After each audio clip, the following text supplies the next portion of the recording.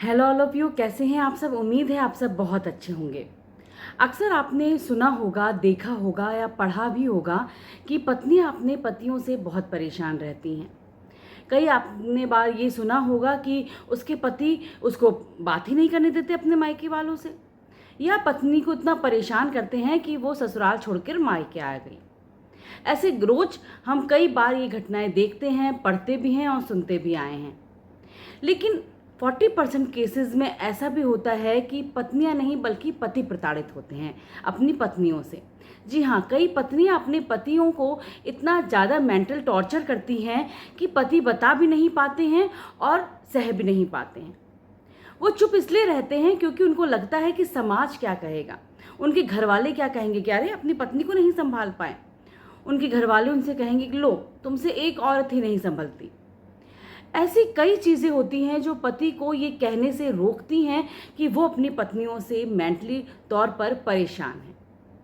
तो ऐसे में मैं उन पत्नियों से एक तो ये कहना चाहूँगी कि आप किसी भी रिश्ते को संभालने के लिए ऐसा नहीं है कि सिर्फ आप ही आप अपनी चलाएंगी और पति की नहीं सुनेंगी।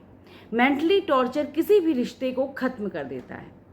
इसलिए आप एक दूसरे से बैठकर बात कीजिए कि ऐसा आखिर क्यों हो रहा है आपके रिश्ते में। ना तो पति अपनी पत्नी को मेंटल टॉर्चर दे, ना ही पत्नी अपने पति को मेंटल टॉर्चर दे, वरना शादी का रिश्ता नहीं टिक पाता है। अब सबसे पहले हम गौर करते हैं कि आखिर पत्नियां ऐसा करती क्यों हैं। कई बार होता है ना कि हम पूर्वाभास से ग्रसित होते हैं। कई बार लेडीज़ को लगता है कि मेरी बहन के तो ससुराल वाले ऐसे हैं तो मेरे भी ऐसे ही होंगे। कई बार लगता है कि मेरी सहेली थी ना, उसकी सास तो ऐसा करती थी, तो उसको लगता है कहीं मेरी सास भी ऐसा ना करे, तो वो अपने साथ ऐसा नहीं होने देना चाहती। इसलिए वो पहले से ही बाउंड्रीज़ बना लेती है कि मैं तो ऐसे नहीं रहूँगी, मैं अपने सास ससुर के साथ नहीं रहूँगी, मैं उनका ये नहीं करूँगी, मैं उनका ये वो नहीं करूँगी। ऐसे कई बाउंड्रीज़ वो बना लेती है पहले से ही। अब मैं आपसे ये पूछूंगी कि क्या आप अपनी सहेली के जैसे हैं या आप अपनी बहन के जैसे हैं। अगर आप उनके जैसे नहीं हैं तो आप ये कैसे सोच लेती हैं कि आपके घर वाले उनके घर वालों के जैसे हो सकते हैं। तो पहले तो किसी भी पूर्वाभास से ग्रसित ना होइए, है ना। दूसरा है कि जब भी आपको कोई प्रॉब्लम हो तो आप एक दूसरे से बात कीजिए, क्योंकि कई बार कम्युनिकेशन गैप होता है ना, वो किसी भी रिश्ते को ख़त्म कर देता है। तो जब भी कोई भी प्रॉब्लम हो तो आप हस्बैंड वाइफ एक दूसरे से बात करें कि आखिर ये तुम कह रही हो या ये तुम कर रही हो तो क्यों कर रही हो, तुम क्या सोच के कर रही हो। और ऐसे ही पत्नी भी अपने पति से बात करे। एक दूसरे से अगर आप बात करेंगे ना खुलकर, तो आपको पता चलेगा कि इसके पीछे का कारण क्या है। दूसरा है कि आप एक दूसरे के नज़रिए को समझने का प्रयास करें।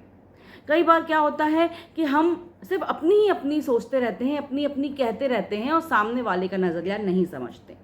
तो आपको अपने पति के नज़रिए को भी समझने का प्रयास करना चाहिए और पति को भी अपनी पत्नी के नज़रिए को समझने का प्रयास करना चाहिए कि अगर वो ऐसा कर रही है तो क्यों कर रही है, और अगर वो ऐसा कह रहा है तो क्यों कह रहा है ना।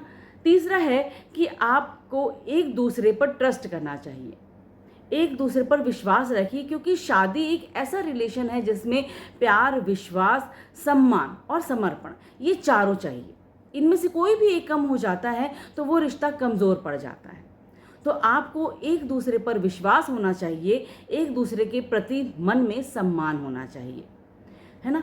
तो आप एक दूसरे से बात करिए, एक दूसरे के नज़रिए को समझने की कोशिश कीजिए, और जब भी लड़ाई हो तो एक दूसरे की पर्सनल बातें मत लाइए, है ना, कि तुमसे तो कोई शादी नहीं कर रहा था, देखो मैंने ही शादी के लिए हाँ कर दी, या मैं शादी करके फंस गई, तुम्हारी मम्मी ऐसे करती होगी, मैं तुम्हारी मम्मी के जैसे नहीं हूँ।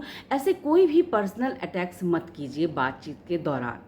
और दूसरी बात ये भी है कि एक तो आप पेशेंस रखिए, कि कोई भी रिश्ते में पेशेंस रखना बहुत ज़रूरी है। आप ये सोचिएगा कि कोई एक दिन में बदल जाएगा, तो ऐसा नहीं है।